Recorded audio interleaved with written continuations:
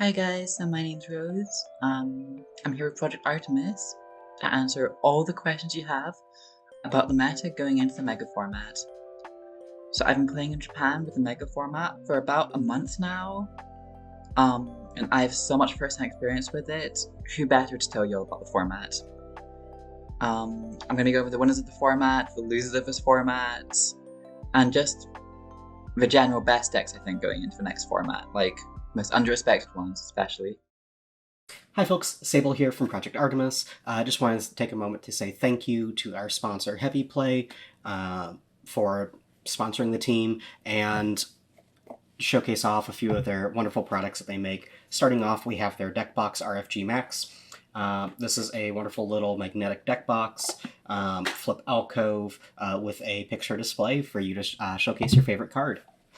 We also have their dice box RFG. What's nice about this is it magnetizes to itself, so that is not moving. You don't have to worry about like accidentally knocking over your dice tray or anything. It also magnetizes to deck box. Their full system is entirely magnetic, so you can dice box to dice box, deck box to deck box, deck box to dice box here. And even going one step further, they have a foldable magnetized playmat. So instead of rolling things up, this folds up nice and flat. You can throw it in your backpack real easy. And then your dice box also will magnetize to it. Keep your dice box on there. Keep it on your playmat nice and flat there in the corner. And that thing is not moving. Once again, we just want to say thank you to Heavy Play. If you're interested in any of the products seen here, please go to heavyplay.com/Artemis or use code Artemis at checkout for 10% off your order. They have red, blue, black, white, gray, green, purple, a whole bevy of colors in their entire suite for you to use to your heart's content. We really do recommend you checking out their product. Anyway, back to the video. And to jump off into the video for I think the strongest card coming out in the set, which makes the most amount of winners, is Lily's, I think it's Determination.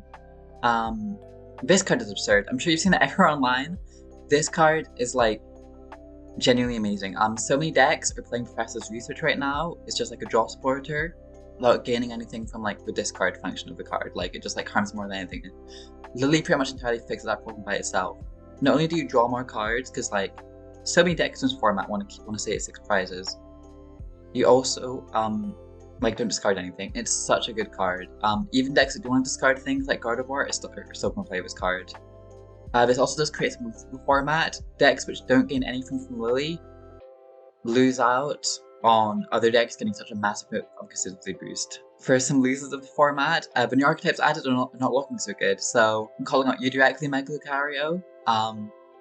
This card hasn't really seen any success, unfortunately. Other Mega cards aren't doing anything. Mega Venusaur I haven't seen. Mega Mawile has been okay, I think. Mega Kangaskhan I haven't seen either. They aren't doing amazing yet. However, if you want to get hyped about any of the new Pokemon, the new Sorok and Lunatone core is actually really good. I think those are definitely the second best pair of Pokemon coming out in this set. They're better added on to like pre-existing cards instead of just like adding to Lucario. I'm mainly talking about Golden Goat and Ceruledge. So in Ceruledge is pretty interesting. You can use it to get all your energy from this card. I'm pretty sure it's just like the most optimal card to use with Ceruledge. It's not only like a way to discard energy, it's also a way to draw cards. However, Ceruledge still has a horrible Gardevoir matchup, so it's not a good play. I wouldn't recommend it.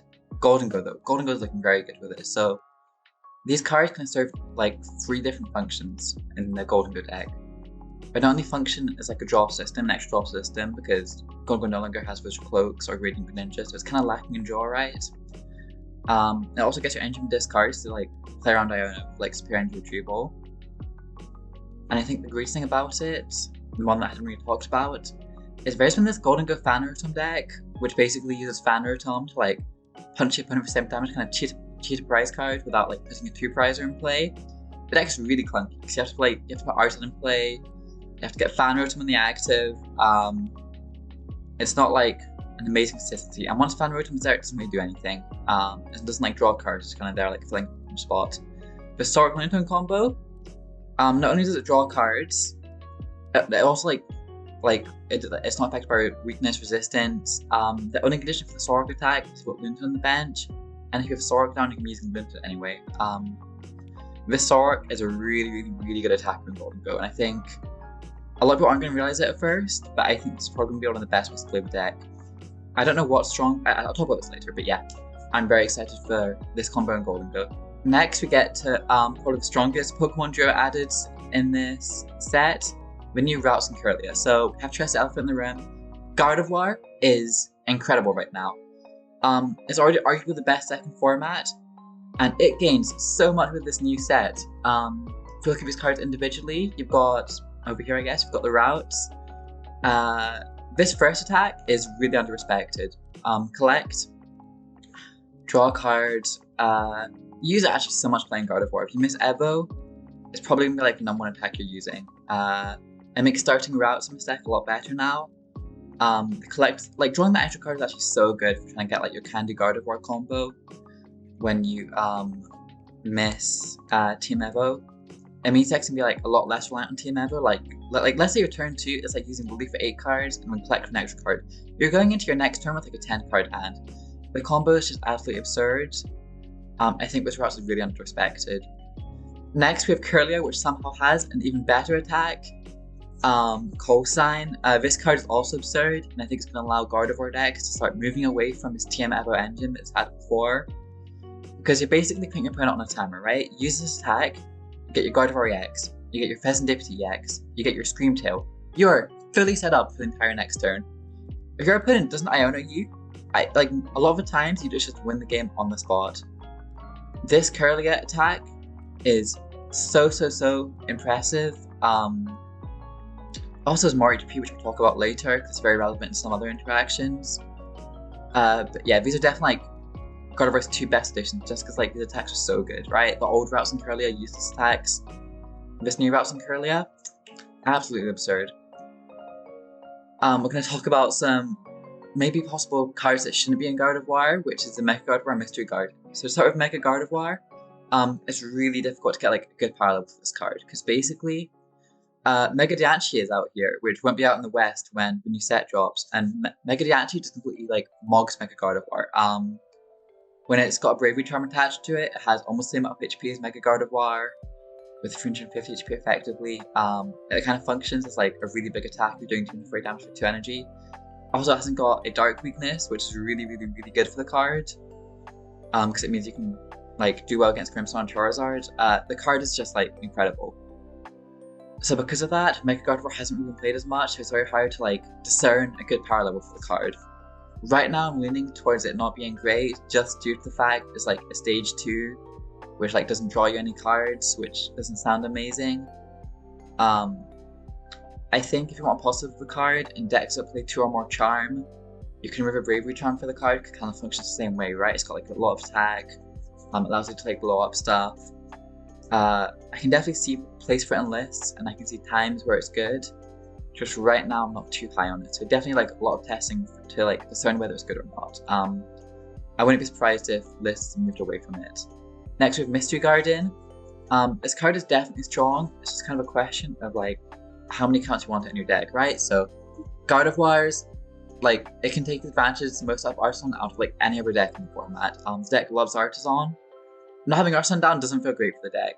You miss your Monkey Dories a lot, so I think you definitely want to keep a Artisan at least. Possibly 2 Artisan, 1 Mystery Garden, 1 Artisan, 1 Mystery Garden. Maybe 2 Artisan, 0 Mystery Garden if the card isn't strong enough. It's very undetermined about how good this card is as well. I think it's going to take a lot of regionals for this card's true power to be revealed. So with all these new cards, we have Gardevoir trying to make a new engine. It's no Evo. You've got Mystery Guardian for the draw power. You've got Curlia for the deck search. Which means they're trying to move away from not Mystery Guardian, Secret Box. So the first list over here, so we have 3 different Apex being kind of replacing Secret Box right now. So it's got Hero's Cape, Crime Catcher, and Unfair Stamp lists. This Hero's Cape, I tried so much to make it work, kind of the idea is, right, you attach it to Jellicent, you've got this massive HP Jellicent that's going to be impossible to kill, You attach it to Mega Gardevoir. Grimmsnarl doesn't one-shot it. It can technically have a Charizard attack, but that's not going to be that relevant because, like, if you take one prize, I think Charizard's still going to be OHKOing you. Or 2 prizes, I guess. The problem with this card is you have to play Arven to make it function, right? You want to, like, draw on your perfect turn. And playing Arven without playing Secret Box feels horrible, so I don't think this card will ever replace Secret Box just due to the fact that you're going to play Arven anyway. And if you're playing Arven without Secret Box, your deck doesn't really function. We have a pretty similar list in our Fair Stamp Gardevoir. It's pretty much the exact same problem. This list I'm showing right now doesn't play Arven, but it probably should, I think. Without Arven, you can't find your Fair Stamp with perfect turns.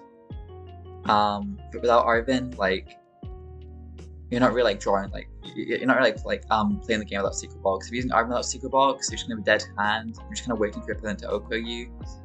But if you're Arven for Fair Stamp in advance, you A, don't have a good item card to use, and B, your opponent just play on that Fair Stamp by owning you or not taking a prize.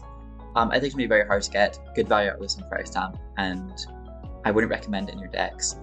Next, we have this Prime Catcher build with Jellicent. I'm gonna be honest, I'm not really sure how this deck functions. I'm guessing it's kind of similar to the new way Jellicent is built, right? You've got the Latias or the Air Balloon. I think Air Balloon probably is a bit better in this deck than Latias is. But this build was pretty hyped up by a lot of, like, the good players here in Japan. I didn't see it do too well in Champions League, but I wasn't surprised if a build very similar to this did well in the West. Just because so many good players in Japan are, like, already hyping it up.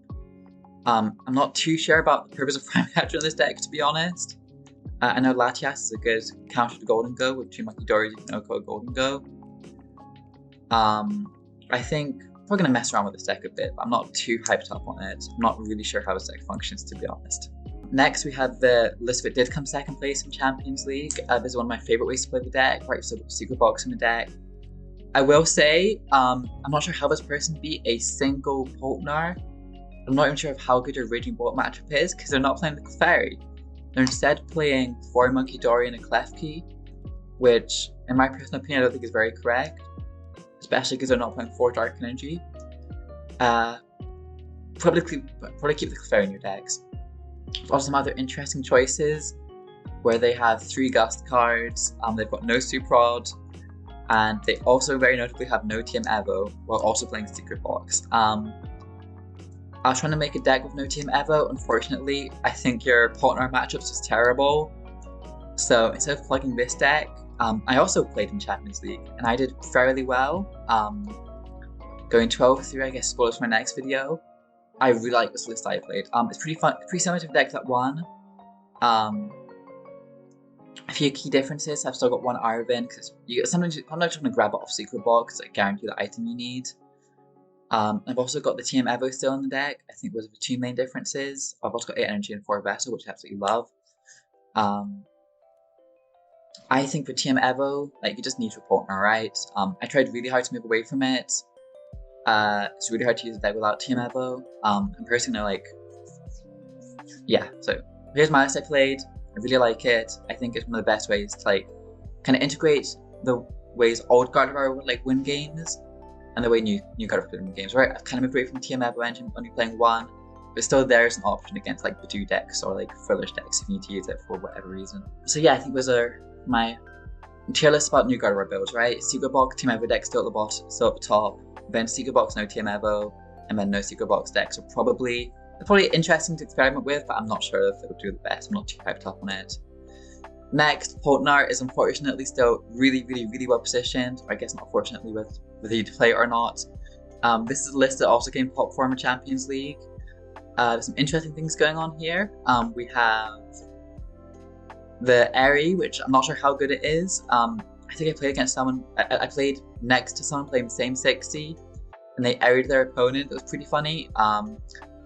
I think one of us is a little bit too inconsistent, so I wouldn't expect to see it in any list in the future. But the reason why it's so well positioned is one of your worst matchups, Gardevoir. They're kind of cutting all the cards that are good against you, right? They're cutting the TM Evo. So I wouldn't be surprised if Poltnar does really well in the new format. I think it's definitely a deck worth respecting and worth putting, like, back on your radar. I think this deck's looking incredible for next format. Grimmsnarl has also seen a large uptick of play during. I think it's a deck that benefits the most from Lily, right? It kind of hates playing research because you discard away all your good recovery cards, and Lily just kind of fixes all the problems with the deck. However, there's still one major problem with the deck, being that the Golden Gun matchup is extremely bad, almost unwinnable. And for that reason, I think it's still not going to do good. Something important to note is that Diancie is pretty bad for the deck as well, right? With no Dark Weakness, it kind of gives Gardevoir okay matchup into Grimmsnarl. So it hasn't been doing that well in Japan since Diancie got added, but I can see doing a lot better in the West when it's doing in Japan right now. So yeah, keep an eye out for like no Diancie matters. It could be a very under-respected pick.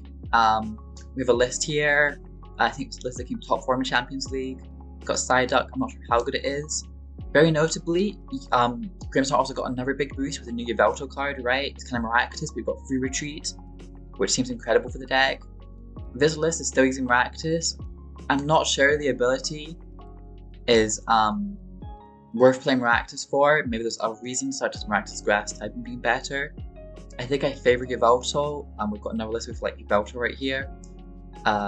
Maybe Miraculous is just optimal, but I'm pretty sure Yveltal is like gonna look pretty good in my deck. Charizard is the same story as Grimmsnarl. It benefits a lot from Lily being in the format. It absolutely loves Lily. And also, Diancie is a horrible matchup for it because it can actually never one-shot Diancie if it's charmed. It's like impossible for it to one-shot without maximum belts. This is the list from top 16 in Champions League. I expect Charizard to do much better in the West when it's doing in Japan, just because like same story, Diancie is going to be released in the West. Japan's right now is playing in a format which the West will never have. So I expect Charizard to be off many people's radar because it's not doing that well in Japan, but I think it's definitely a big winner of the format. I wouldn't be surprised if it did very well in the West, or at least much better than it's doing in Japan. Now we get to the biggest loser of the format. I think this deck is very bad going into it, and I would stay away from it. Raging Bolt. So this is the list that also I think came top 8 or top 16 in the Champions League. Maybe top 16. There's 2 main reasons why this deck is doing pretty bad. So, first reason is it has a pretty bad Gardevoir matchup. The Gardevoir matchup just got 10 times more abysmal. You see Viscurlia? Viscurlia has 100 HP. Raging Bolt scales and like multiplies of 30. So 100 HP means you've got 10 extra HP to kind of like not lose against Raging Bolt. It means that Raging Bolt just like it can't really beat Gardevoir if like it ever sets up Curlier, right? You can't Raging Bolt KO it. You need to Gust to KO it. They can be able to get Gardevoir up much reliably than they have in the past. I think you literally need like Gardevoir to like not play the game to win Raging Bolt now. It's looking very bad for Raging Bolt on that front. Not only that, but Raging Bolt lists don't really change at all. So while this does mean that all past guides about Raging Bolt from the last format are still going to be functional going into the new format, like I think everything really changes for Raging Bolt, other decks gain the least determination. This means that other decks are much more consistent and Raging Bolt doesn't really gain anything. So that's like a very large factor of why it's doing so bad right now, is because, or I guess it's not really doing bad right now because Japan loves playing Raging Bolt. I think it's doing very bad in the West, just because other decks, pretty much every single other deck gains so much from this format, while Raging Bolt gains literally nothing. So yeah, I definitely stay away from it. The one advantage of Raging Bolt, I guess, is Gardevoir decks are cutting Evo. Team Evo is a very good card against Raging Bolt because it kind of plays around them using Judge against you. Because you're pretty much already set up, so Judge doesn't really do anything. I can see a world where Raging Bolt takes advantage of these no TM evolution decks. Or just judging your opponent and hoping they break. But I'm not too sure that's gonna be a viable option because I'm pretty sure one Team Evo is gonna stay in Gardevoir decks, so it might not be a viable option. Next we have kind of like, I wouldn't really call this a loser of the format. We have Terrabox. So Terrabox, of course, did win the Champions League. This is the list of 1. Nothing really changes for it apart from being able to add list determination over where Professor's research would usually be.